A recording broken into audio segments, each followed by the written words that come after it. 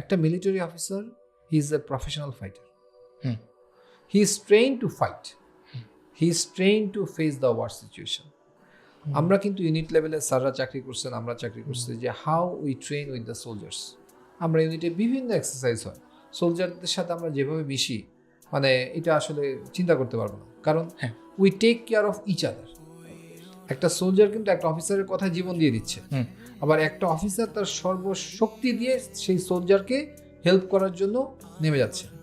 We don't think যে আমার কি হবে, কারণ এই ফিলিংসটা যদি গ্রো না করা যায় তাহলে তুমি যুদ্ধ করতে পারবে।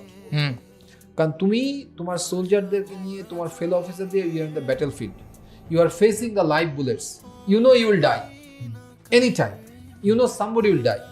এখন আমি যদি, তাহলে তো আমার যদি ওই চিন্তা থাকে যে আমার ফেলোরা মারা যাচ্ছে, আমি ভাই যাব না, তারা বিপদে পড়ছে, আমি যাব না। তুমি কি ব্যাটেল ফিল্ডে তোমার ফেলো অফিসার, ফেলো প্লাটুন, ফেলো কমান্ডারকে বা ফেলো একটা সৈনিককে হেল্প করবে না?